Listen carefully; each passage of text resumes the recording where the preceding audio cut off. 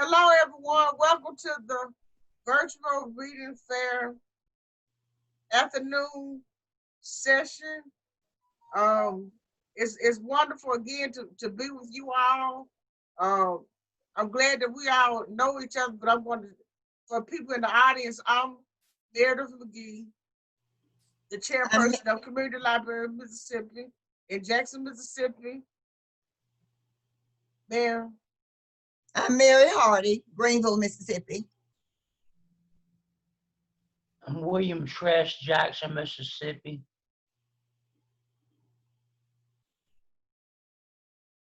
Lynette Stafford, Greenville, Mississippi. Robert Lee Williams III of the United States of America. Well, all right then. As the Superboy. Everybody else? Terrence and Clarence and Harry? My name's Harry Chan, and I am 6 years old, and I'm going to the first grade. Wonderful. My name is Cherry Song. I am 10 years old, and I'm going to the 5th grade. My name is Clarence Long, and I am 11 years old, and I'm going to the 7th grade. Okay, so Mary Hardy is going first. Let's read. Okay, I'm going to continue to read Freedom on the Menu. Okay. Why'd your friends do that? I asked.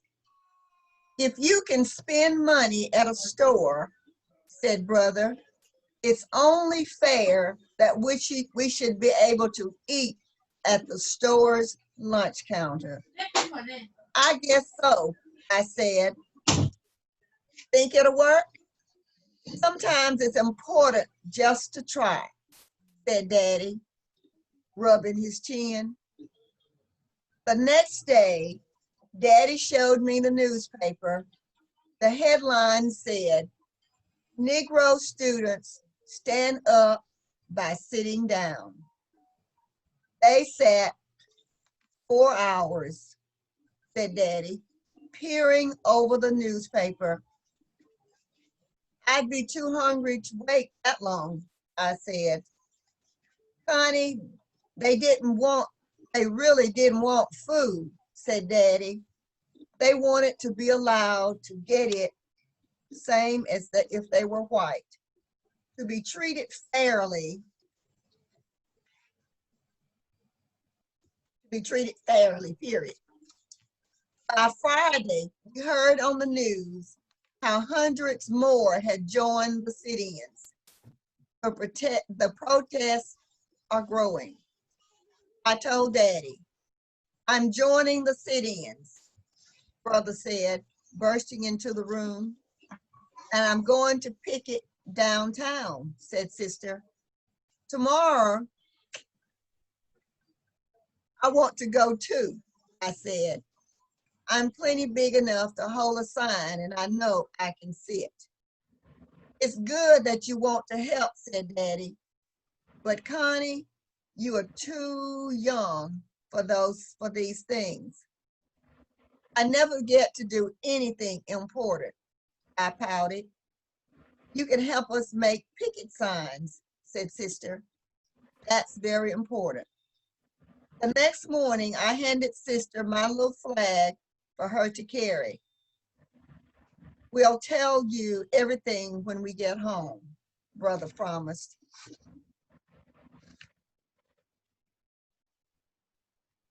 Turns out, I saw the protests on TV.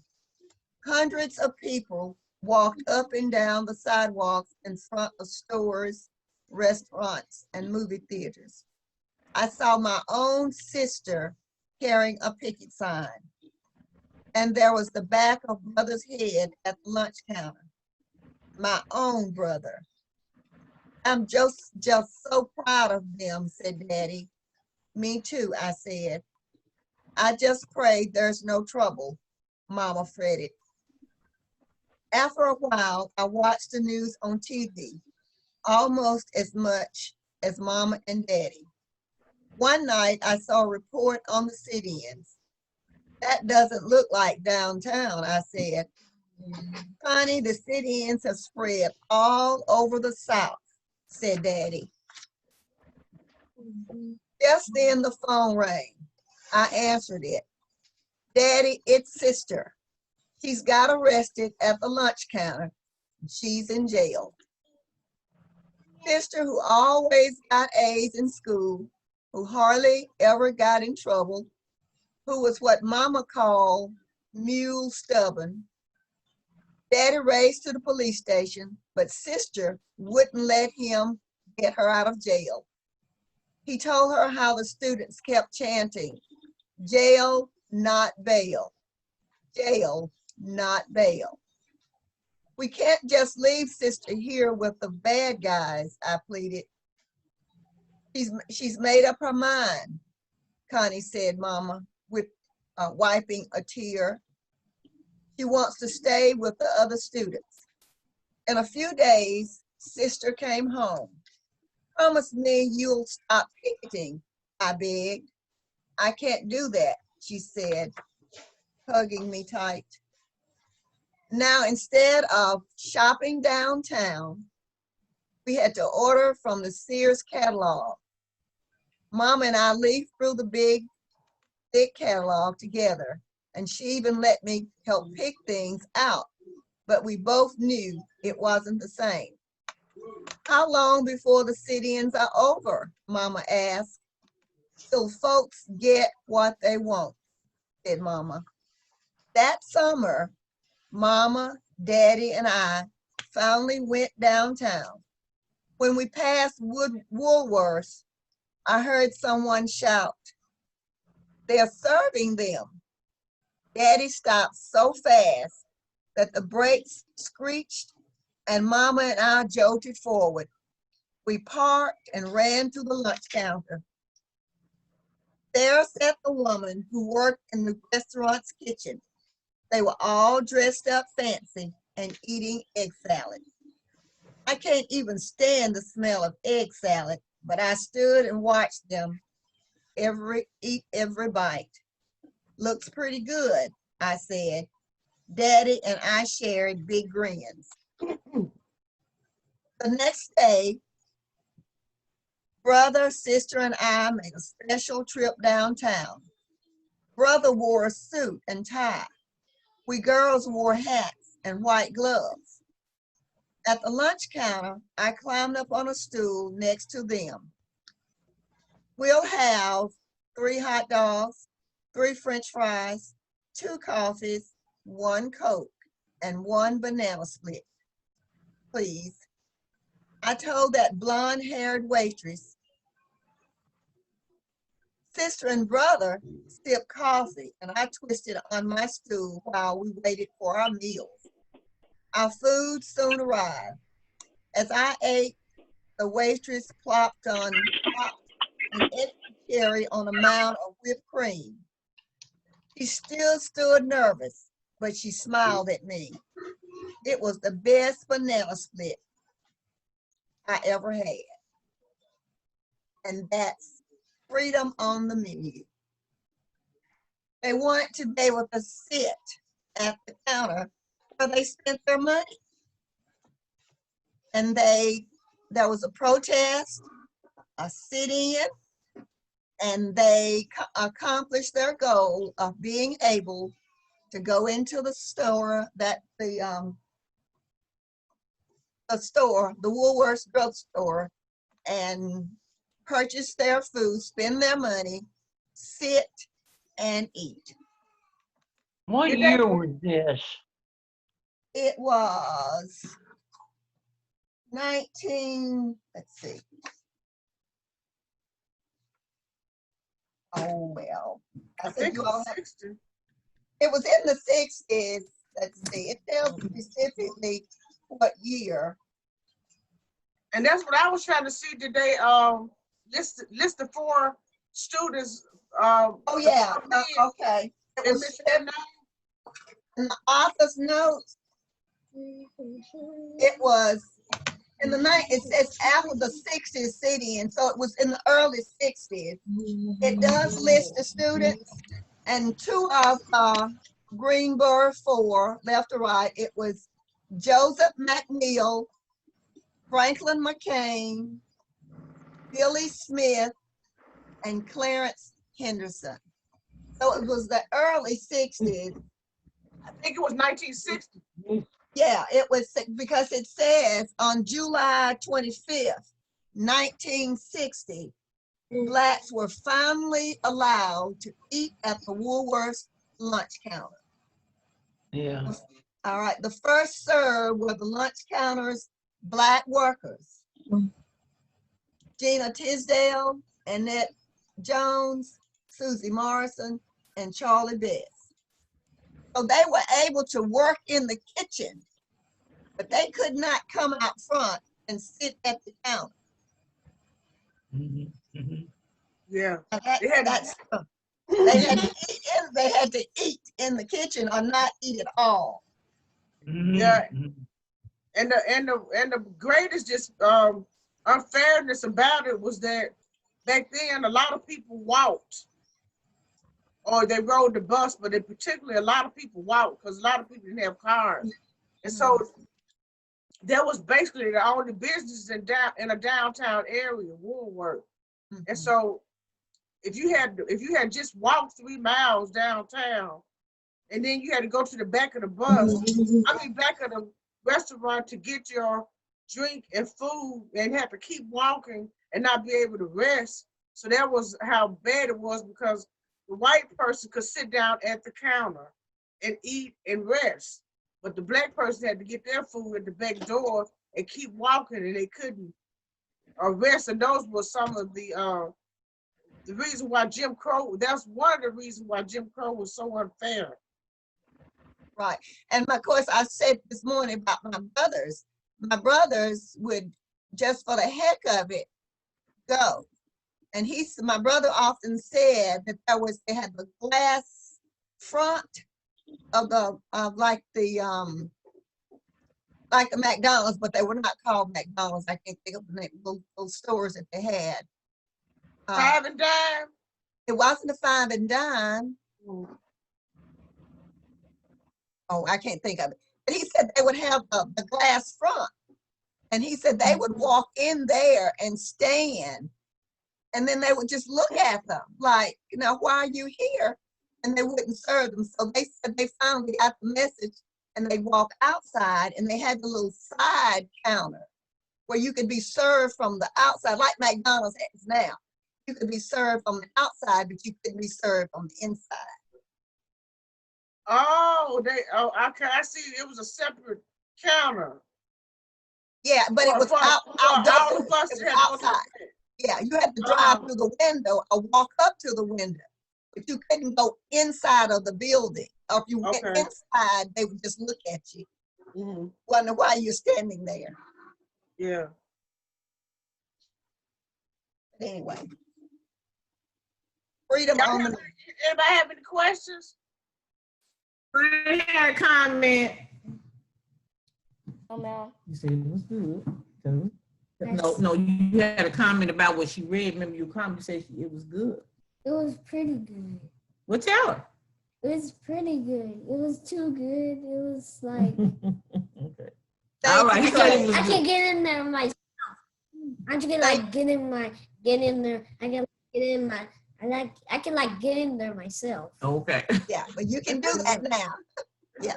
Thank you. Well, thank you, man. And who is next?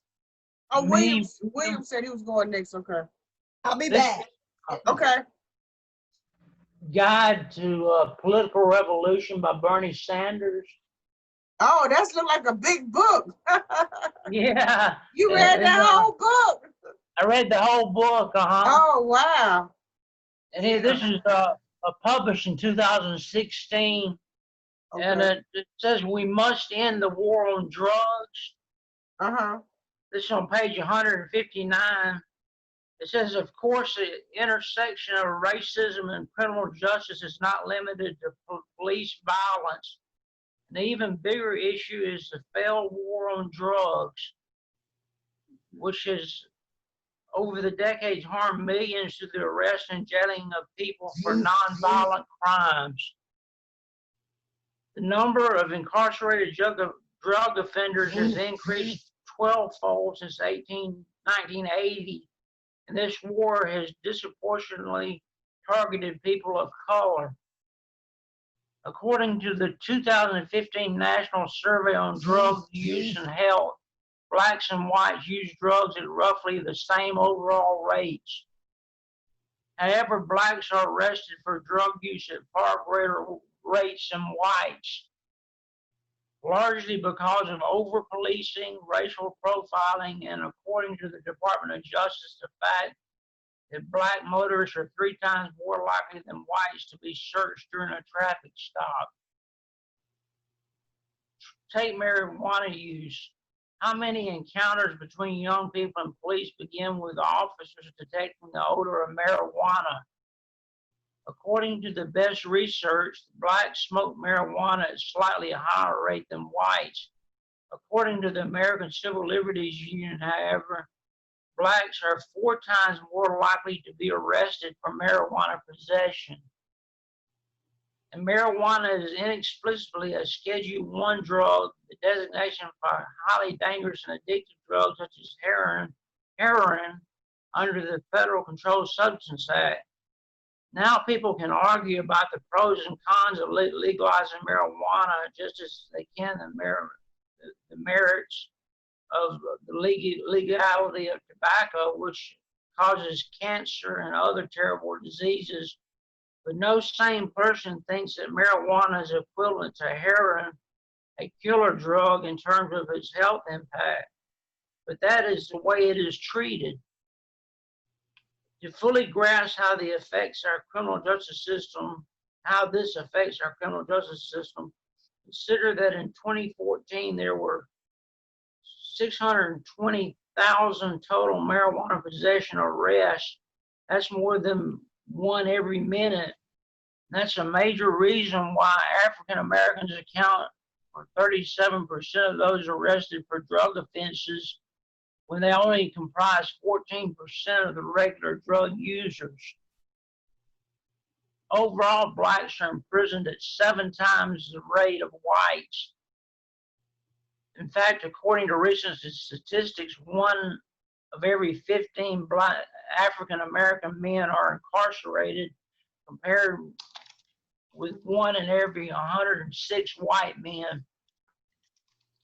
If current trends continue, 1 in 4 blacks born today can expect to spend time in prison during his lifetime. This is the destruction of a generation. This must change. Sadly, the situation is not much better for African American women, who are 3 times more likely than white women to be incarcerated. However, African Americans face more serious consequences when sentenced. Even when convicted for the same crimes, black offenders receive sentences that are average 10% larger than those received by white offenders. These statistics, needless to say, raise doubts about equal treatment under the law. Just look at the outcomes. African Americans and Latinos together comprise 57% of all prisoners in 2015, even though neither of these groups make up even 1/4 of the U.S. population. Meanwhile, African American youth alone make up 40% of all confined youth today. Further, what has to be understood is that according to the Federal Bureau of Investigation, just 6% of African American arrests in 2015 were for violent crimes, and another 14% were for property crimes. What is driving the incarceration of blacks is nonviolent drug-related crimes. And in fact, according to the Federal Bureau of Prisons in January 2017, 46.4% of all federal prisoners were locked up for nonviolent drug offenses. This is expensive. It is a waste of human potential. We must end the over-incarceration of nonviolent young Americans who do not pose a serious threat to our society. And if anyone thinks a criminal record for marijuana is a small matter, think again. There are a lot of people out there who apply for jobs and don't get them because they have such a record. These are the real consequences. Wow, my heart just started beating so fast to hear those statistics, which we know them, but they hurt so bad because it could be us. It could be our brother. It could be our son, our cousin. It's because there is, like Bernie Sanders said, no equal justice under the law for Black people in America in 2020, unfortunately.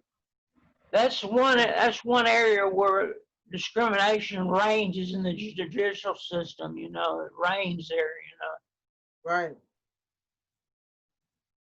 Anybody have any questions or comments? No, ma'am. I was wondering what is the book about? The book is about a political revolution, how we can get equal, how everybody in America can get an equal chance at employment, and how our minimum wage should be raised, and how poor people can have a chance, and how the top 1% of wage earners will have to pay their fair share of taxes, and there won't be tax loopholes for rich corporations and everything. That's what the book is basically about, you know. And that's why Okay, thank you. Yeah, the white Democratic establishment rejected Bernie Sanders because his thinking is so progressive towards non-whites to me, compared to Biden. But Biden started picking up some of his philosophy after he get the top spot, but it remains to be seen how, if enough policies will actually get changed to change our low status in society, because in society, the policies is why we have been at the bottom of this capitalist society for hundreds of years. And also why we are over policed, and why our education, and even in Mississippi, I think the other day you read that, read an article that now, because of the pandemic and our loss of funds, they're not going to raise teachers' pay. So in Mississippi, Mm-hmm. Yeah, there's not enough money. And well, I mean, they could have cut something else, but they decided to cut that. But and then we're Mississippi hasn't increased the minimum wage since the Bush years. I mean, wow, we there's really a foot on our neck and in our pocket in Mississippi. You know, $7.25 isn't enough to live on. The minimum wage isn't enough to live on. Right, because if you make $7.25 an hour, and you have 2 or 3 children, you're gonna have to have HUD, you're gonna have to have food stamps, you're gonna have to get in a food line, and some people are basically what they consider almost homeless when you make $7.25 an hour. But anyway, thank you so much for sharing some of that book with us. You can work and still be homeless the way things are set up today, you know. Oh, absolutely. There are a lot of people who work and are homeless. And there's a large percent of people who are homeless in JPS, Jackson Public School System. Mm-hmm. Mm-hmm. Mm-hmm. So who's next?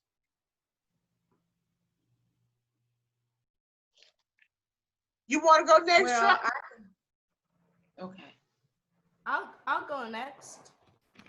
Who is that? Me. Oh, Clarence, you want to go next? Yes, ma'am. Okay, and Clarence, after you, I think Janice raised her hand, and Trey. So after you, Janice and then Trey.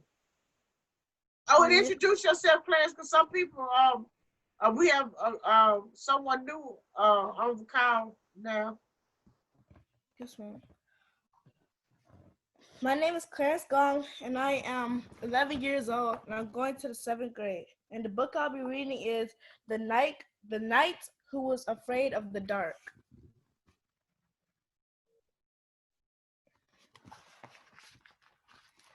Once long ago, in a time known as the Dark Ages, there lived a bold and much loved knight. He was called Sir Fred. He drove monsters out of the moats. He chased the dishonest merchants out of the town and saved the fair lady Gwendolen from a hideous 10-headed dragon.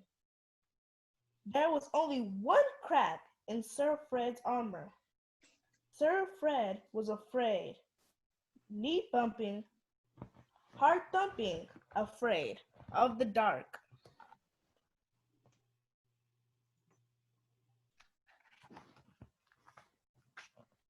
He was afraid of the dark of the moon, the dark at the top of the steep stone stairs, the dark at the bottom of his big brass bed, and the dark between the head hole and the arm hole when he puts on his armor.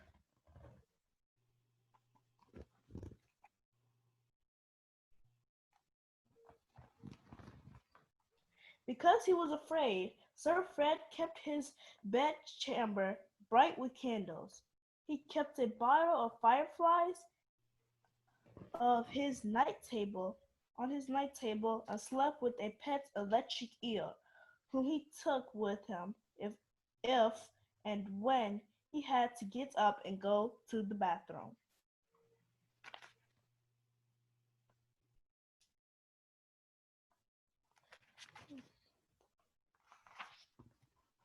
Sir Fred was also afraid of being found out. Indeed, there was one who suspected. That one was the castle bully, Melvin the Miffled. Melvin the Miffed couldn't stand Sir Fred because he was better loved, especially by Lady Gwendolen. Melvin the Miffled stalked the castle corridors, sneaking and peeking and trying to find the crack in Sir Fred's armor. Melvin the Miffled observed that Fred did all his brave deeds in the broad daylight, and all the other knights like the cover of darkness. He also saw that Sir Fred was the only knight who did not cower under the round table during thunder and lightning storms. Indeed, the bolder the bolt, the better.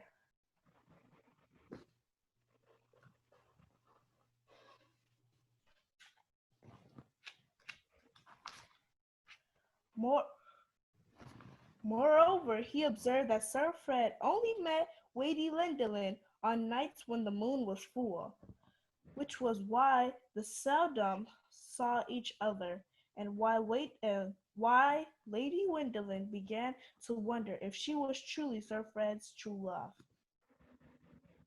Things came to a head on one dark day when Melvin sneaked up and peeked at the letter Lady Gwendolen was reading. "If your true love truly wants to see you," Melvin whispered, "he wouldn't make up silly excuses not to." "Wicked good point," Lady Gwendolen said, tossing her curls and stamping her feet. That afternoon, Lady Gwendolyn embroidered a banner and hung it out of her window. Sir Fred saw the banner and sank into deep despair. The banner said, "Meet me at the fountain at midnight, or never see me again, Lady Gwendolyn."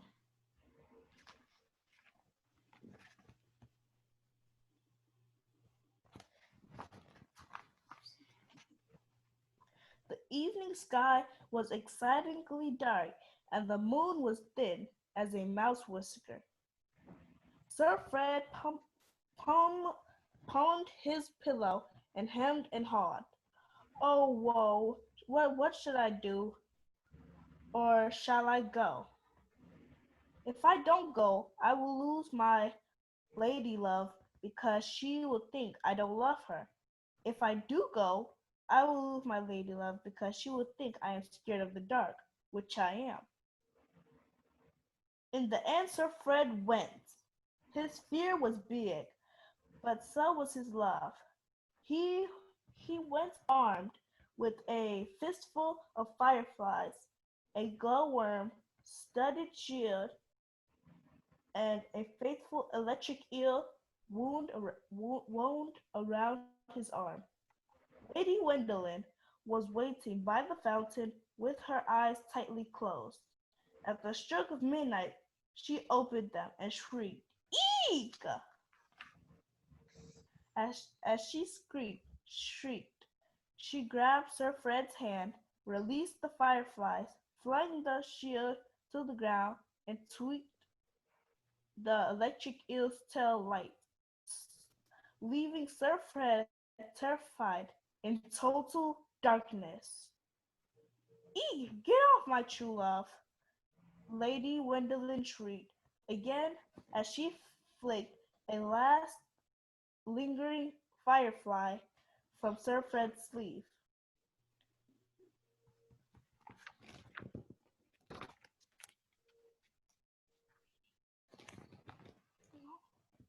"To tell the truth," she then said, "I'm terrified of bugs and all slithery things that creep and crawl." Sir Fred then did his bravest deed. He told Lady Gwendolyn the truth about himself. "I am," he admitted, "afraid of the dark. Knee bumping, heart thumping, afraid of the dark." "Then you are even braver than I thought," Lady Gwendolyn said, flinging her arms around Sir Fred, "because you met me anyway. And you are brave as well as beautiful." Sir Fred said, "Because you tried to protect me." Melvin was still sneaking and peeking around. He saw the loving scene and snorted, "How sickening!" Then he stamped his feet and stalked off forever. Nobody saw him leave. Lady Gwendolyn was too busy patting Sir Fred's electric eel and saying, "He's not as scary as I thought."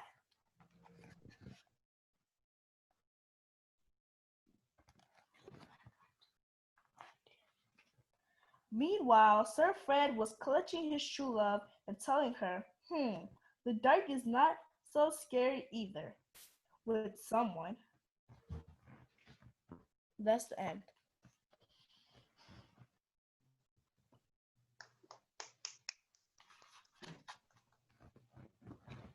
Oh, can you give us a summary? Yes, ma'am. So in this story, Sir Fred was like the best night they had, but that was only when it was during the day because he was scared of the dark. So all of his deeds that he ever did, he was always inside of the light and never in the dark.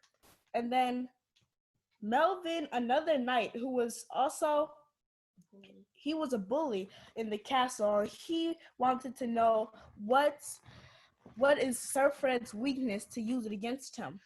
So he began to sneak around and spy on Sir Fred, and he noticed how when the thunder and lightning struck, he never was scared because the thunder and lightning had light, and he only did his deeds inside of the light.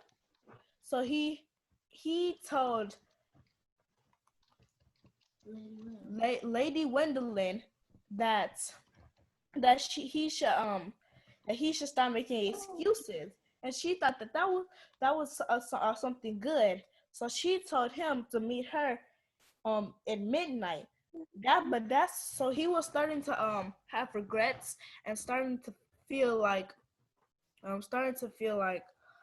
oh, maybe I shouldn't go because he's scared of the dark, and either way, it's something bad will come out of it. But after all, he decided to go. But that was only because he still had light with him.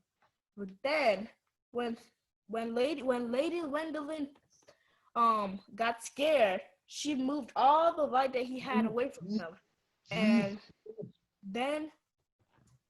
then that's what made him try to face his fear. So he told Lady Gwendolyn his fear, and instead of her getting mad or surprised, she thought that he was even stronger than before because he was able to tell fear that most people cannot do. And he came even though he was scared.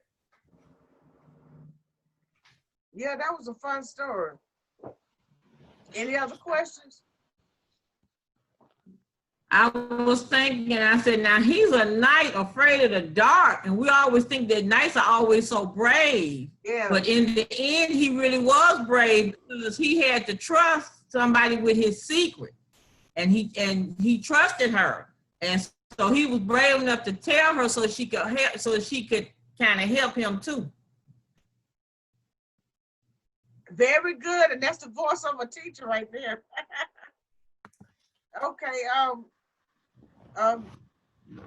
Janice, you ready? Oh yes, I'm ready. I just thought I would share with the organization, the audience, the excerpt from Coming of Age in Mississippi by Ann Moody that I had referenced this morning when a story was shared. So I found my book, and I have come here to the scene of the sit-in movement in Mississippi down on Capitol Street, where Ann Moody at the time was a college student, and there were other college students there with her as well as some professors. So she's describing in this particular excerpt what took place as they were sitting in there at the Woolworth store on Capitol Street. Can you tell them who you are? This is also a former college professor who taught a theater at Jackson State. And I just wanted, because we have two teenagers here that didn't meet you earlier. Oh, okay. Yes, I taught at Jackson State for a long time. That was the last university I taught at. I went there from Northern Illinois University and eventually Ohio University, left with my doctorate at Ohio University and returned to my tenure at Jackson State University. And the idea was to continue to work with Mississippi, hoping Mississippi would come to a change, but I see that it's still doing the same things that it was doing before I was even born. So we're still striving to make a difference. And I know that that is so because look at what's going on in the pandemic and all of the racism. But on another note, back to what I'm to do. This again is coming from Ann Moody's Coming of Age in Mississippi. This is her novel, Coming of Age in Mississippi. And I have often wondered since performing this particular excerpt, the extent of the traumatism that has been placed on people who were back there during the sit-in movements, marching, singing, protesting in other ways. I still think about what's going on now with the Black Lives Matter situation and how hearts seemingly have not changed. Though I can see a wake up on the part of those who are continuing to demonstrate, those who had come out protesting, and the protesting is continuing all over the world.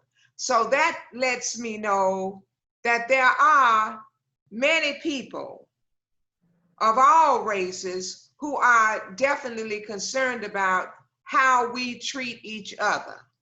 And so that's a good thing to see. And I'm hoping that it will continue. I do not support the violence, but I do support the protesting because it makes us all think about the work we all have to do to make this a better world, not only America, a better world in which to live. So here comes Ann Moody and the other sit-inners. Seconds before 11:15, my Tougaloo College classmates, Memphis Norman and Perlina Lewis and I, were occupying 3 seats at the previously segregated Woolworth's lunch counter in downtown Jackson. Our waitress walked past us a couple of times before she noticed we had started to write our own orders down and realized we wanted service. She asked us what we wanted.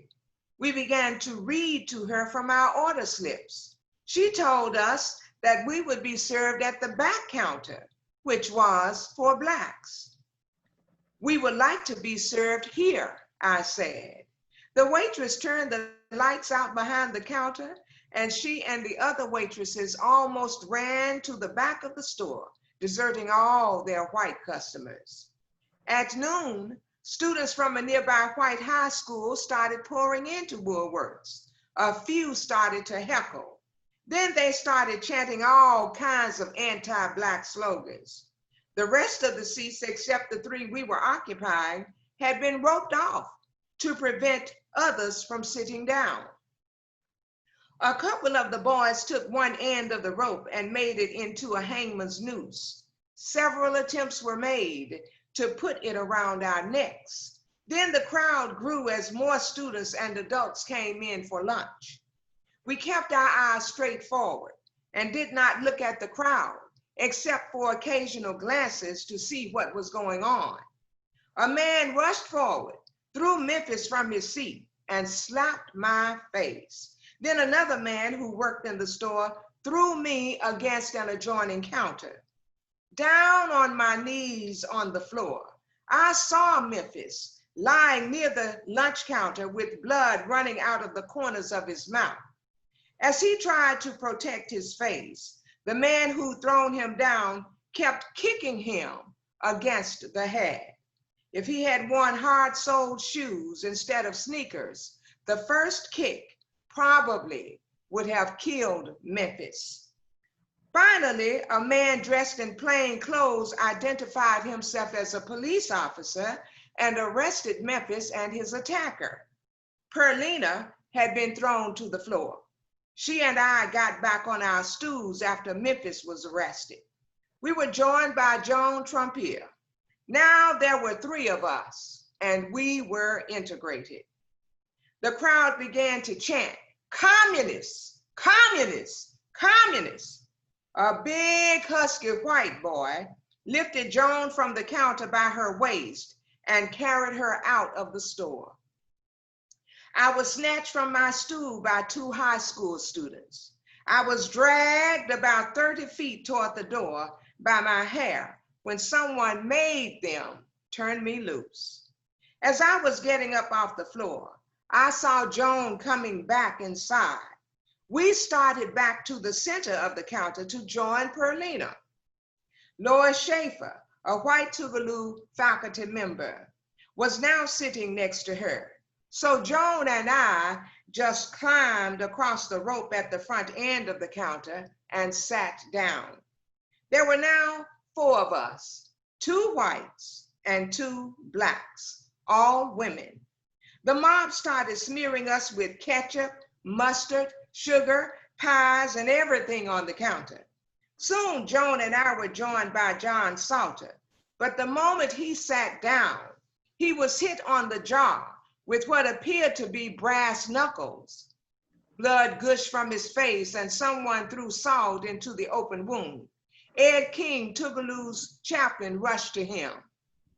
At the other end of the counter, Lois and Perlina were joined by George Raymond, a core Congress of Racial Equality field worker and a student from Jackson State College. Then a black high school boy sat down next to me. The mob took spray paint from the counter and sprayed it on the new demonstrators. We sat there for 3 hours, taking a beating when the manager decided to close the store because the mob had begun to go wild with stuff from other counters. He begged and begged everyone to leave. But even after 15 minutes of begging, no one budged. About 90 policemen were standing outside the store. They had been watching the whole thing through windows, but had not come in to stop the mob or anything. After the sit-in, all I could think of was how sick Mississippi whites were. They believed so much in the segregated Southern way of life, they would kill to preserve it. Many more will die before it is over with, I thought. Before the sit-in, I had always hated the whites in Mississippi. Now I knew it was impossible for me to hate sickness. The whites had a disease, an incurable disease in its final stage.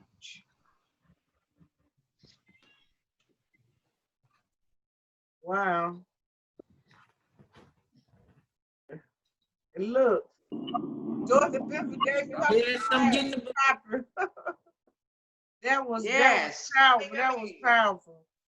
I'm gonna have to read mine. But I'm so glad you read it. You know, It's just since we had already talked about violence and the sit-ins earlier. right. And I want to tell y'all the 2 readers that read with us, Kennedy and Madison. They're Ann Moody is their relative. One of their great aunts. Mm-hmm. Thank you for reading that. I'm gonna have to read my book now. That was this is and that's connection what we were talking about this morning. You know about the brutality in Jackson and the severe racism in our home state. Anybody have any questions or comments before we move to the next reader? What year was this in? The sit-ins occurred during the 60s. I can't remember the exact year, but it was during the civil rights movement. Of course, we know the movement continues until everybody is free, but it was during the Dr. King days of the movement, and during the 60s when this took place. It was 61 or 62 when that particular event happened, because the first one was in 1960, Greensboro. Oh, right. Greensboro, North Carolina. 1962 is when James Meredith integrated Ole Miss. Yes, so all of this was going on during that time, the unrest. Yes. Wow. Which is why I think it's even more important. That's what's happening today, though we are in the midst of the coronavirus situation, that people listen and that the people continue to come out in droves as they have done and continue to do to open up the minds of people, because we have to remember here that when I was coming up, and it's the same way now, we were kept out of the book. We were kept out of the textbook. Only the Lily White story was told. Columbus discovered America in 1492. I remember how that was drilled in me as a child in school. And one day I woke up and I said, how can you discover something when somebody's already on it? You see, so the idea of taking from other people, taking from an entire race and making it look like these people were 3/5 of a man, and the Black woman was not even considered to be a human being at all, no fifths, just to be a breeder, to have babies and breed for massa to make the money. And still we find so-called massas like Blondie in the White House not wanting to give us credit even today. So there's such a sick disease of blindness, just as Ann Moody talks about here in Coming of Age in Mississippi. So it's the heart of a person that needs to change. And when I look at how the people came out in droves, all races during this pandemic, and said to themselves, if I die, I want to die for this cause, the cause for people to be free. That's why I can totally accept it.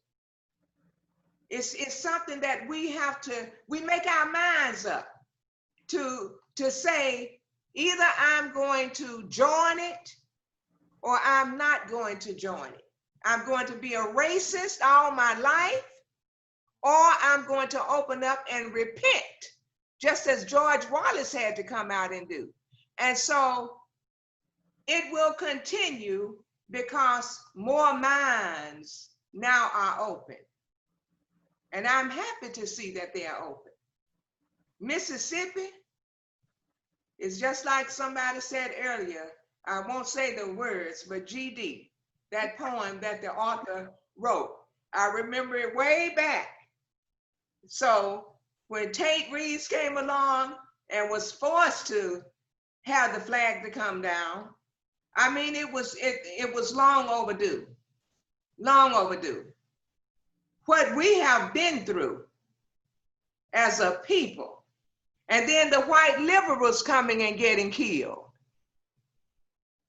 Not impressed with that type of racism, going on. Many of them died. They called John Brown a fool.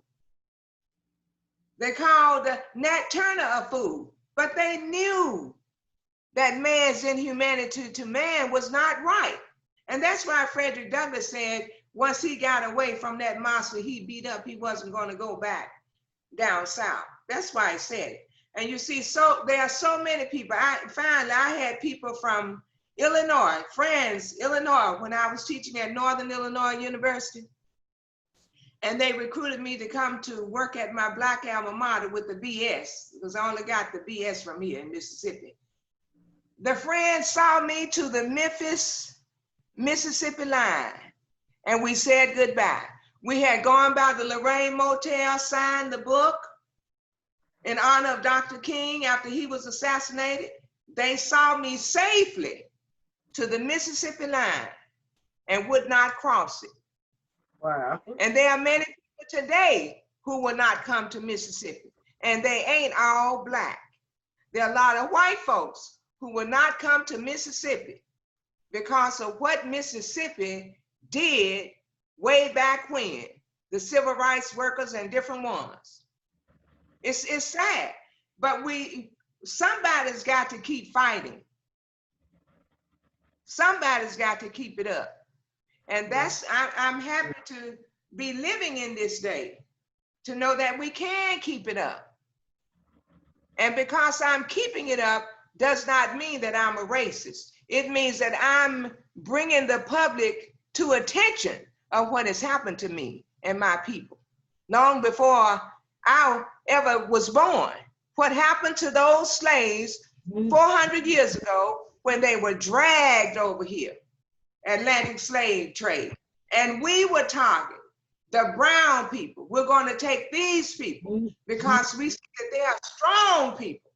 We're going to take them. And look at what's happening with the immigrants now. They're dividing their families and torturing those people. It's not right. It's not right. It is so true. Thank you so much for that, Dr. Vincent. And Cherish, are you ready to read? They left the meeting. Oh, they did. Okay. Lynette, are you reading? Because I'm gonna pass until in the morning. Lynette. Trey said he ready. Okay, go ahead, Trey. Trey said he's ready. Okay. Go ahead, Trey. Oh, look at the Yeah. Sit over a little bit so we can Here's see a Dr. you. Seuss. Get closer to your grandmama so we can see you. Okay.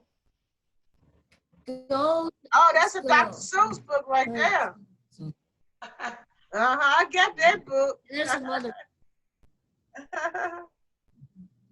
Okay.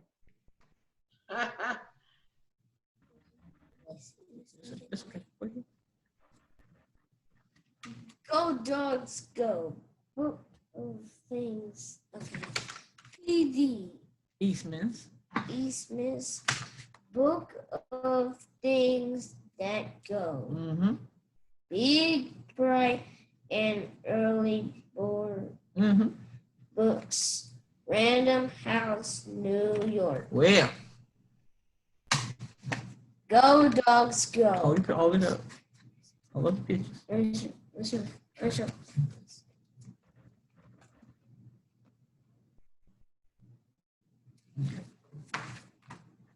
Go dogs go. Jesus. Mm-hmm. Good.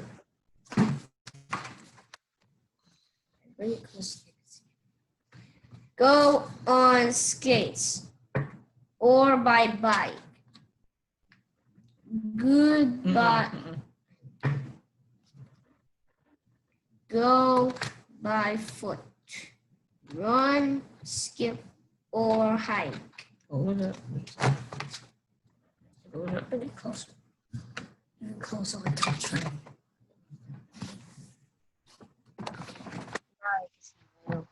All right. Till we finish. All right. Okay.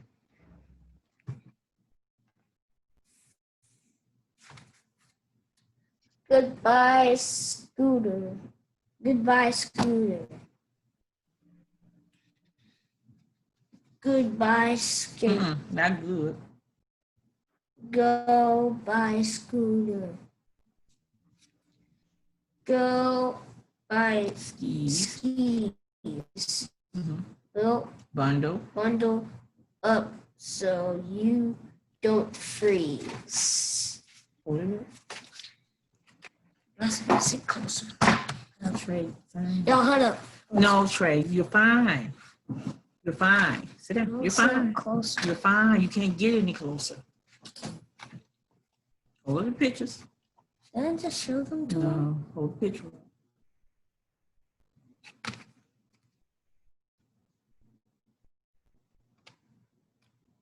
Go by blue.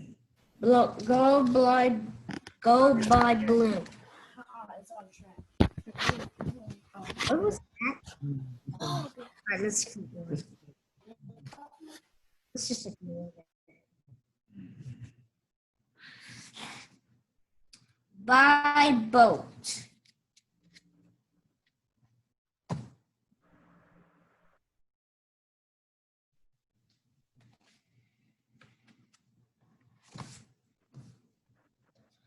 By car. Go dogs go. It's not too far.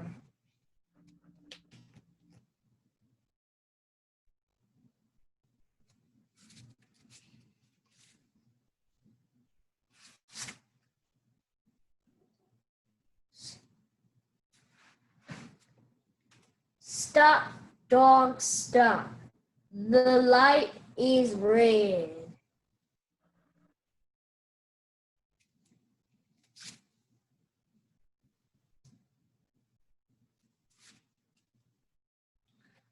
Go, dogs, go.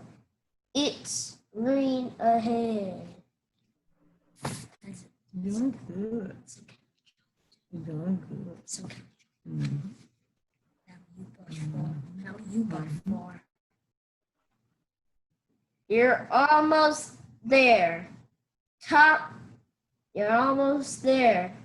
Stop at the top. Stop. Hold on, that isn't right. You're almost there. Stop at the tree. Stop at the tree. That tree. That tree. Mm-hmm.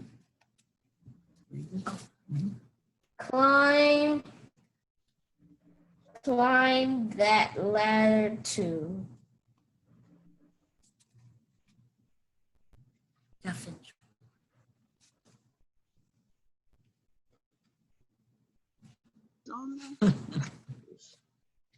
A dog party. You guys take my phone. And that is the end of Go Dogs Go. Good job. Good job. Trey, can you What give made us me a- buy him that book? Delta State was having that play. And well, we ended up not going, but I bought the book so he would be familiar with the book. So when we went to the play, he would be familiar with it. Okay. Trey, can you give us a summary of what you just read?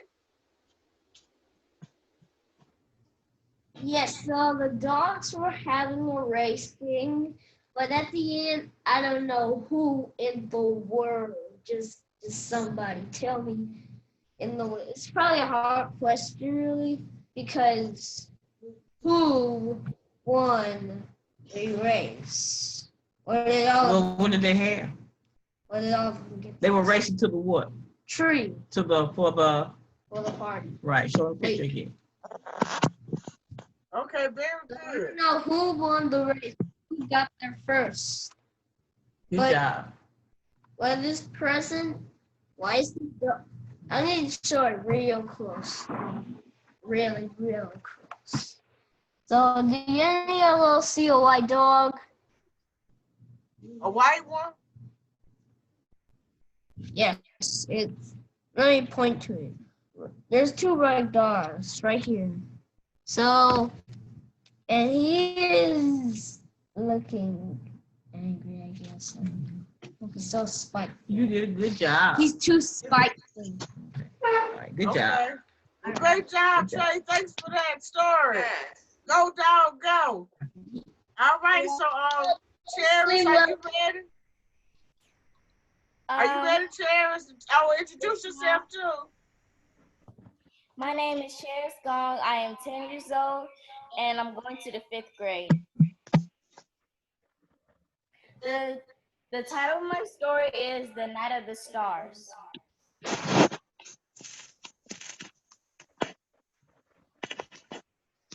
It is by Douglas Gutierrez. Illustrations by Maria Fernanda Oliver and translated by Carmen Diana Dearden. Long, long ago, town that was neither near nor far, there lived a man who did not like the night. During the day, in the sunlight, he worked weaving baskets, watching over his animals, and watering his vegetables. Often he would sing, but as soon as the sun set behind the mountain, this man who did not like the night would become sad, for his world suddenly turned gray, dark, and black. Night again? Horrible night, he would cry out. He would then pick up his baskets, light his lamp, and shut himself in his house. Sometimes he would look out the window, but there was nothing to see in the dark sky. So he would put out his lamp and go to bed.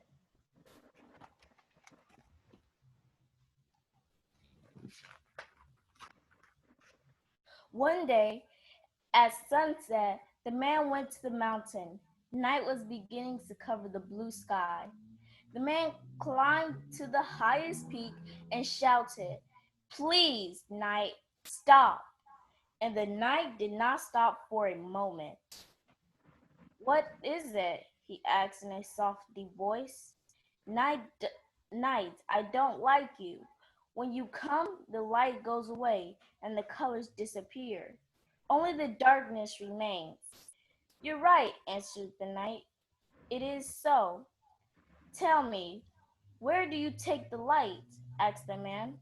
"It hides behind me, and I cannot do anything about it," replied the night. "I'm very sorry." The night finished stretching and covered the world with darkness. The man came down from the mountain and went to bed, but he could not sleep, nor during the next day could he work. All he could think about is his conversation with the night. And in the afternoon, when the light began to disappear again, he said to himself, "I know what to do." Once more, he went to the mountain. The night was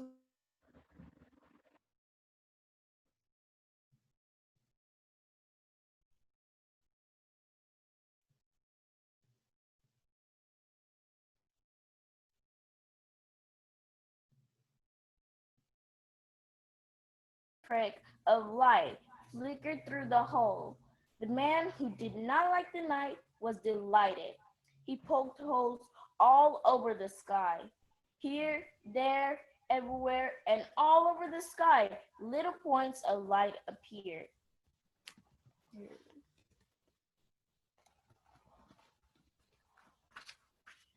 Amazed now at what he could do, the man made a fist and punched it through the darkness. A large hole opened up. A round light, almost like a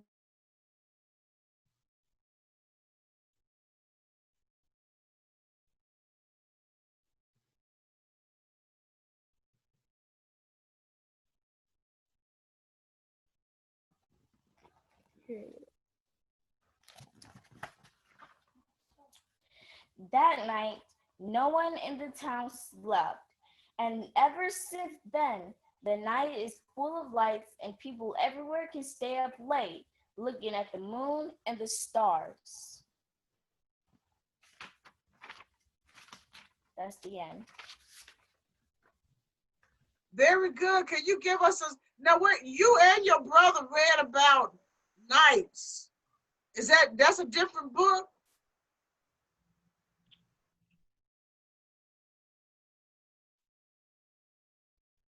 Oh, I couldn't hear you.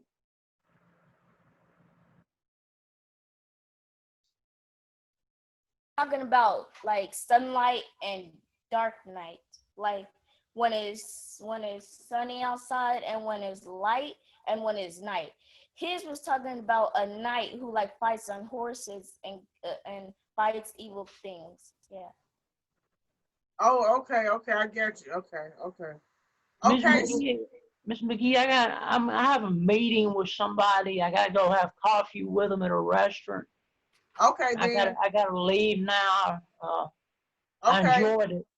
Okay, enjoyed you. See you tomorrow. See you tomorrow. Okay. Oh, okay.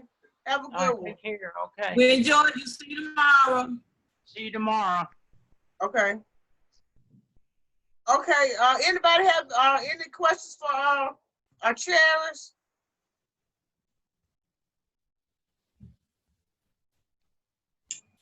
No, ma'am. Okay. So who wrote? I said, who wrote that book, and what's the name of that book? The name of the book is The Night of the Stars, and it's by Douglas Gutierrez. Okay, then. Thank you. Okay. Okay, so everybody has read? No, ma'am. Oh no, I know you haven't. I have because we were saving you. I always go laugh. I was making sure everybody read before you read because you always take us home. Okay, so if nobody else is reading, we're gonna let Harry take us home. You ready, Harry? Well, I was gonna read. Do we have time? Okay, go ahead. Go ahead, Lynette, and read, and then we'll let Harry take us home. Okay, I just want to read a couple more pages from The Great Migration. Okay, go ahead. And remember, from Jacob Lawrence. Remember we talked about he did a series of paintings about people moving from the south to the north for better opportunities for themselves and their families. Okay, in the south, there was little opportunity for education and children labored in the fields. These were more reasons for people to move north, leaving some communities deserted.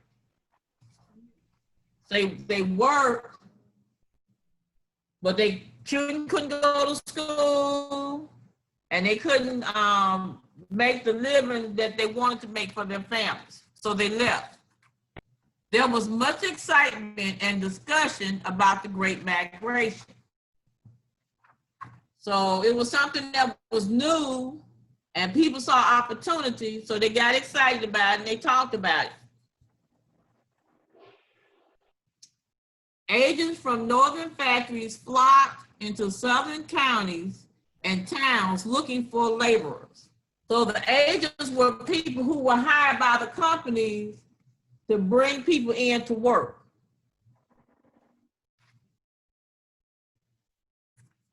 Families often gathered to discuss whether to go north or stay south. The promise of better housing in the north could not be ignored. So yes, it was a scary time. You want to leave and do better for your family, but it's also a time of the unknown.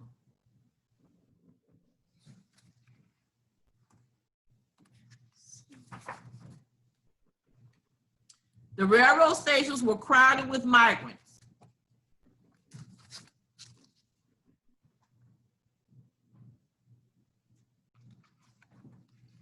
Letters from relatives in the north and articles in the black press portrayed a better life outside of the South. So that comes from people being able to read and to write, to be literate, to be able to get their ideas across to their people, and for people to be able to read the newspaper accounts also. Many migrants arrived in Chicago. Chicago is up north. Where's that, Dr. Janice? Illinois. Chicago. Where Yes, is it? ma'am. I'm just. That's north. That's what they say. Up north. Yeah, that's what they say. That's what they say. Okay. Right, from the In south Chicago, to the north. And Chicago was it. Yes, ma'am. In Chicago and other cities, labored in the steel mills. Mm-hmm.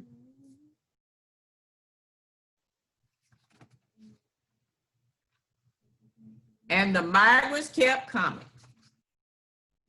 So we'll stop there and I'll pick back up tomorrow. Well, thank you so much. Does anybody have any questions other than that about her continuation of the Great Migration from the South to the North? No, ma'am. Now, Lynette, you were telling us something about people being able to read the newspapers. Is you saying that that's why a lot of people migrated, because they read the newspaper? Right, the flow of information. And also because of letters from home. They had personal testimonies from their family and friends who had moved on, who were telling their stories and encouraging them to come on and join them. Okay. A lot of times that's what happens. You have people who will leave and then they'll encourage their family and friends, and sometimes strangers will come based on what they say. Okay. All right, man, this has been a fantastic exchange today. Okay, so have you ready to take us home? Yes, ma'am. All right, let's read. Can I read 10 pages, 10 more pages of Treasure Island? Yes, that was a good story from yesterday. 10 pages? Yes, sir. Go ahead. You got our full attention.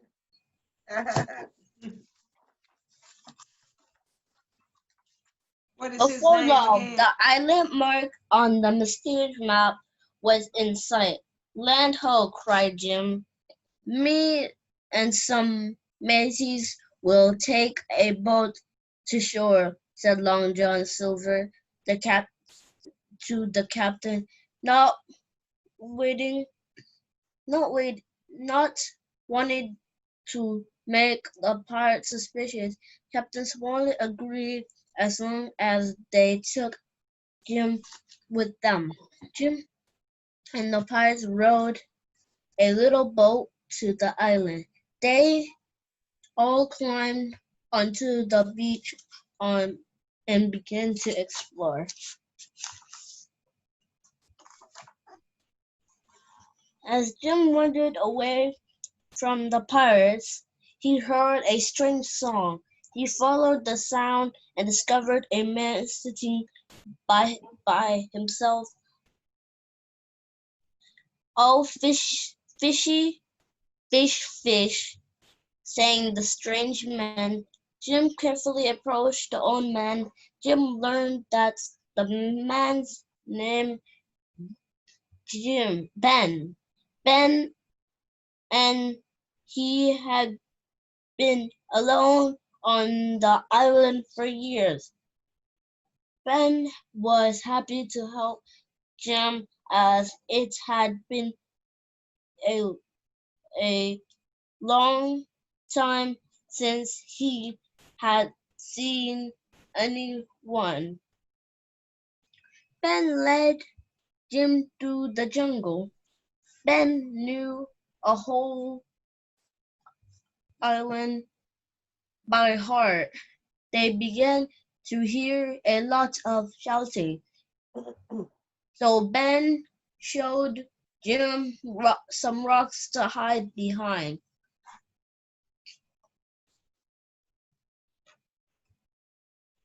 They found the old fort, whispered Ben.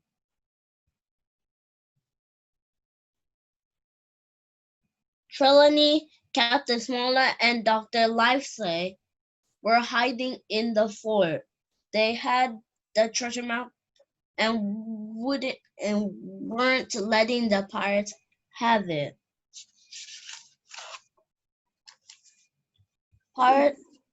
Pirates of eight, crowed, called a voice overhead. Jim looked up and saw Long John Silver's talking player flying out of the fort. He had the treasure map in his claws. When he led the pirates,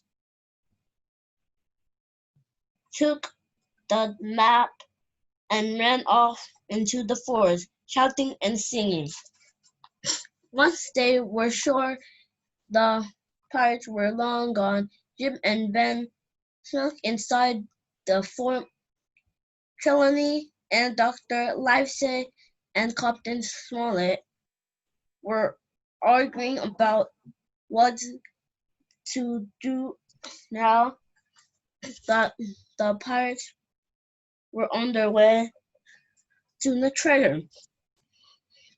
"Oh, you mean that truck full of gold and glittering jewels?" said Ben. I moved that old thing years ago.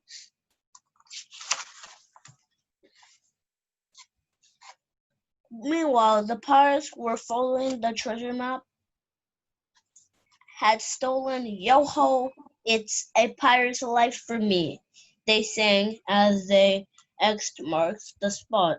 Start digging, mateys, cried Long John Silver. The pirates dug and they dug. Hours passed and still nothing. Where could the treasure be? Wondered Long John Silver.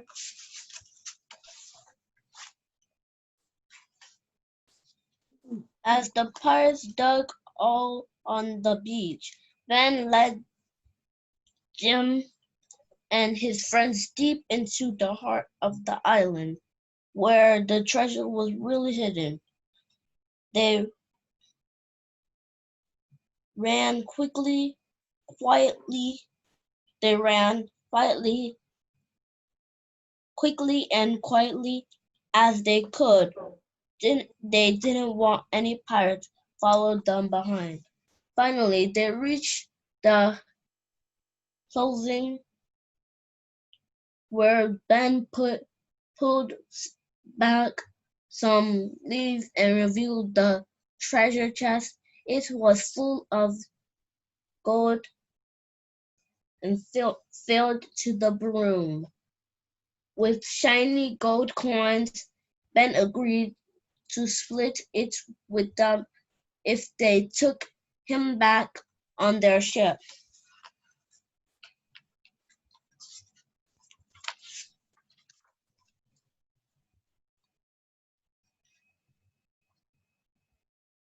As Jim and his friends carried the heavy treasure chest back to the ship, they heard yelling in the trees. Suddenly, the pirates approached. They had spotted the treasure and chest and were now running towards the beach, waving their swords in the air. When he saw the pirates, Jim rushed forward to protect his friends. In a hurry, he tripped over a rock and landed in front of the crowd.